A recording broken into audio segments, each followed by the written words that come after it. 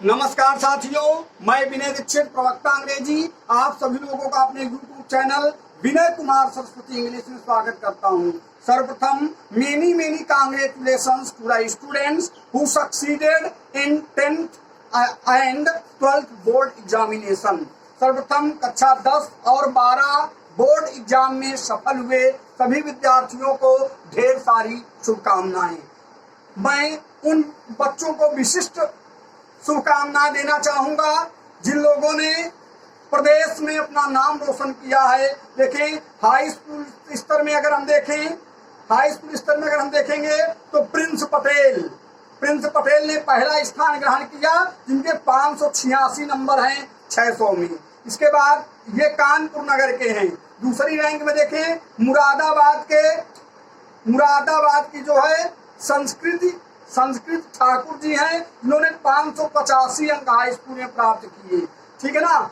इसके बाद दूसरे नंबर में एक और हैं कानपुर नगर के किरण कुशवाहा, इनके भी 585 अंक इनको मिले हैं। इसी प्रकार देखें, हम और देखेंगे अनिकेत शर्मा, इनके 584 नंबर हैं, जो कन्नौज जिले के हैं, इनका तीसरा स्थान है। इसके बाद देखें कानपुर नगर के की पलक अवस्थी, इनके 583 नंबर हैं, इनका क्रम यहाँ पर 5वां नंबर का दिया गया है। प्रयागराज की आस्था सिंह, इनके 583 नंबर हैं। इसी क्रम में अगर हम आगे देखें तो फतेहपुर जिले की बेटी ने भी हमारे जिले का नाम रोशन किया है, जिसका नाम जो है देखें रोशनी निषाद है, जिसने 577 अंक प्राप्त किए। संभवतः इनकी उत्तर प्रदेश में 9वां स्थान इनका है और इनका परसेंटेज 96.17 है। इन सभी बच्चों को ढेर सारी बहुत बधाइयां इनके सर्वोत्कृष्ट प्रदर्शन करने के लिए। इसके बाद एक और मैं कक्षा 12th इंटरमीडिएट बोर्ड परीक्षा का सफल परिणाम के बारे में आपको बताऊंगा। जो टॉप बच्चे हैं, फर्स्ट रैंक में देखें दिव्यांशी है, जो फतेहपुर जिले की हैं, जिनका 95.4% है, और जो जय मां सरस्वती इंटर कॉलेज फतेहपुर की छात्रा हैं। सेकंड टॉपर में दो लोगों का नाम आता है। अंशिका है सेकंड टॉपर, जो प्रयागराज की हैं, जिनका 95% है। और सेकंड टॉपर में एक और स्टूडेंट आते हैं, योगेश प्रताप सिंह, जो बाराबंकी के हैं, उनके भी 95% हैं। थर्ड रैंक में भी बालकृष्ण जी हैं, जो फतेहपुर जिले के हैं, जिनका 94.20% हाई इंटरमीडिएट परीक्षा में उनके अंक हैं, जो रघुवंशपुरम बाल मंदिर इंटर कॉलेज के विद्यार्थी हैं। इसके साथ ही साथ इसी क्रम में बहुत से बच्चों का क्रम होगा जिन्होंने बहुत अच्छे अंक प्राप्त किए होंगे। सबसे बड़ी बात तो ये है, कुछ ऐसे विद्यार्थी भी होंगे जिन्होंने बहुत ज्यादा अथक परिश्रम किया होगा, लेकिन उनको लग रहा होगा कि हमारे अंकों में कहीं ना कहीं कुछ ना कुछ कमी रह गई। ऐसे विद्यार्थियों को भी हतोत्साहित नहीं होना चाहिए, उन्हें आगे बढ़ने के लिए सदैव प्रेरित होना चाहिए। सर्वप्रथम एक बात और हम ध्यान दें, अगर मान लीजिए कुछ ऐसे विद्यार्थी जिनको ऐसा लग रहा है कि हम असफल हो गए, वो हतोत्साहित बिल्कुल ना हो और अपने कमियों की तरफ ध्यान दें, उनके द्वारा क्या गड़बड़ियां हुई कि उनके अंकों में कमी आई। कुछ ऐसे बच्चे भी होंगे जो बोर्ड परीक्षा को पास नहीं कर पाए होंगे, उनके लिए भी मैं संदेश देना चाहूंगा कि वह चिंतन करें एकांत में बैठकर और सोचें कि क्या उन्होंने इतना परिश्रम किया था कि उनको बोर्ड परीक्षा में सफलता मिल जाती। उनकी अंतरात्मा स्वयं उसकी गवाही दे देगी। सभी छात्र छात्राएं आगे बढ़ते रहें। सर्वप्रथम तो मैं स्वयं बहुत ज्यादा लकी हूं कि फतेहपुर जिले का हूं और हमारे फतेहपुर जिले की बेटियों ने पूरे प्रदेश में अपना नाम रोशन किया है। यह बहुत गौरव की बात है। कमजोर बच्चे भी अपने आप को हतोत्साहित ना करें, मोटिवेट रखें, वह अपनी कमियों की तरफ ध्यान दें, उनमें क्या गड़बड़ियां नहीं जिसके तहत वे सफल नहीं हो पाए। एक चीज और हम ध्यान देंगे कि जिंदगी में हमें असफलता प्राप्त करने पर भी हतोत्साहित नहीं होना चाहिए। ये व्यक्ति का उद्देश्य होना चाहिए। हम स्वयं बहुत ज्यादा अच्छे अंक हाई स्कूल इंटर में नहीं प्राप्त कर पाए, लेकिन हम अंग्रेजी के प्रवक्ता हैं, समझ लीजिए आप लोग। तो आप बिल्कुल इस चीज को लेकर हतोत्साहित ना हो कि आपके इंटर में कुछ कम नंबर आए हैं। आप हालांकि अपनी योग्यता का प्रदर्शन आगे आने वाली परीक्षाओं में कर सकते हैं। एक बात और मैं आप लोगों को बताना चाहूंगा जो बहुत महत्वपूर्ण है।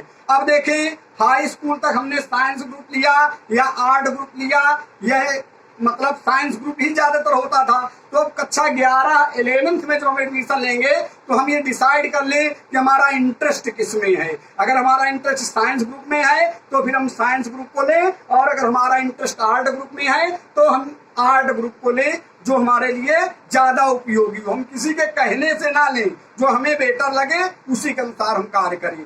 एक चीज और, हमारा निजी आंकड़ा है 12th परीक्षा पास करने के बाद बच्चों के लिए एक बहुत बड़ी चुनौती होती है कि वह कौन कौन से सब्जेक्ट्स लें कि सफल हो जाए। देखें, आपका चाहे आर्ट स्ट्रीम से रहा हो इंटरमीडिएट, चाहे साइंस स्ट्रीम से रहा हो, मैं एक जानकारी आप लोगों को देना चाहूंगा कि कृपया अब अपने आगे के लक्ष्य को ध्यान में रखते हुए बीए या बीएससी में आप लोग एडमिशन लीजिए। देखें, जिसका केमिस्ट्री, फिजिक्स, मैथ, बायो में विशिष्ट कमांड है और उनको इंटरेस्ट उन विषयों में है, तो उन बच्चों को बीएससी करना चाहिए, ताकि बीएससी करने के बाद आगे मतलब वह उससे ज्यादा बेटर कर सके। एक चीज और मैं आप लोगों को बताना चाहूंगा, जिन बच्चों का मान लीजिए गणित, केमिस्ट्री, फिजिक्स, मैथ में उनका माइंड कम लगता है और आर्ट ग्रुप में उनका ज्यादा दिमाग लगता है, तो उनको बीए करना चाहिए।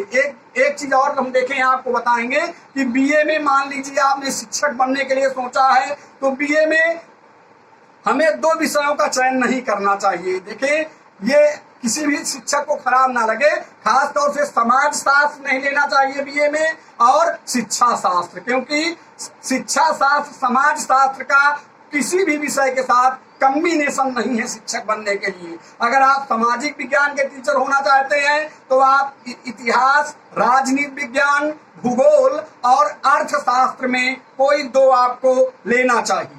इसके बाद अगर मान लीजिए आप संस्कृत के टीचर या हिंदी के टीचर होना चाहते हैं तो बीए में हिंदी और संस्कृत दोनों विषय आपके होना चाहिए, ठीक है ना। इसी के साथ साथ मान लीजिए आप अंग्रेजी या गृह विज्ञान के शिक्षक होना चाहते हैं तो इन विषयों के साथ किसी भी विषय का कॉम्बिनेशन नहीं है। चाहे आप अंग्रेजी साहित्य ले लीजिए, चाहे होम साइंस ले लीजिए, यह 3rd ईयर तक आप लेकर जाएं, इनके साथ किसी भी विषय का कॉम्बिनेशन नहीं है।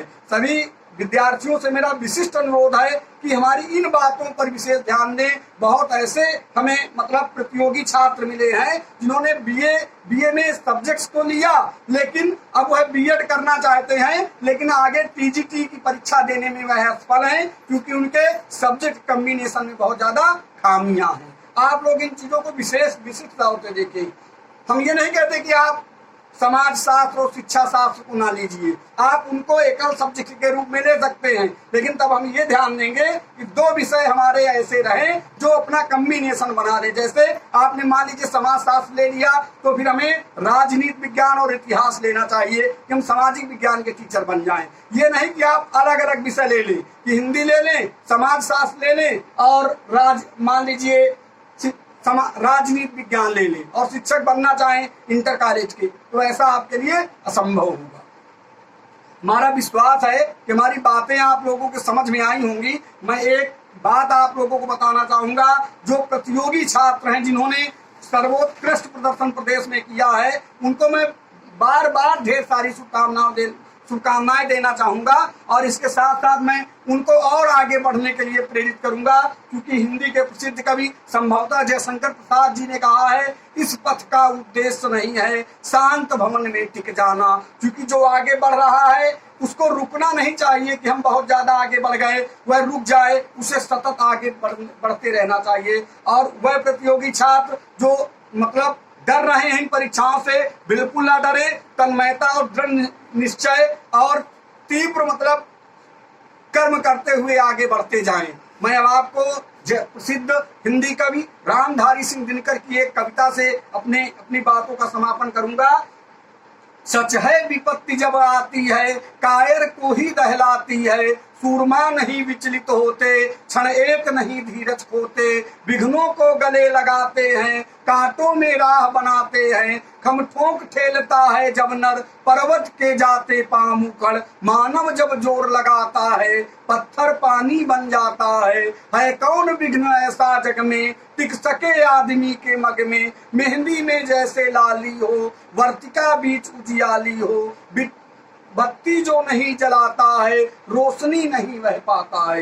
एक चीज हम ध्यान देंगे, हमारे अंदर अनंत ऊर्जा और अनंत शक्तियां, अनंत संभावनाएं व्याप्त हैं। हम उनको पहचाने और उन्हीं के अनुसार आगे भविष्य में कार्य करें। एक चीज और मैं बताना चाहूंगा आपको, जो बच्चे सिविल क्षेत्र में जाना चाहते हैं वह उनके लिए भी बीए ज्यादा बेटर होगा बीएससी के अपेक्षाकृत। हालांकि बीएससी भी गड़बड़ नहीं है, लेकिन बीए ज्यादा बेटर है। हमारा विश्वास है हमारी बातें आप लोगों के समझ में आई होंगी, और जो सर्वोत्कृष्ट प्रदर्शन करने वाले प्रदेश के जो छात्र और छात्राएं हैं उनको मैं दोबारा और बार बार ढेर सारी शुभकामनाएं देते हुए आगे बढ़ने की उम्मीद रखूंगा, और उन बच्चों को भी आगे बढ़ने की उम्मीद रखूंगा जो कुछ कम अंक प्राप्त कर पाए हैं, और उन बच्चों के लिए भी मोटिवेट करने का मैं प्रयास करूंगा जो असफल हो चुके हैं लेकिन सफल होना चाहते हैं। इसी के साथ मैं विनय दीक्षित, प्रवक्ता अंग्रेजी, आप सभी लोगों से विदा लेता हूं। नमस्कार।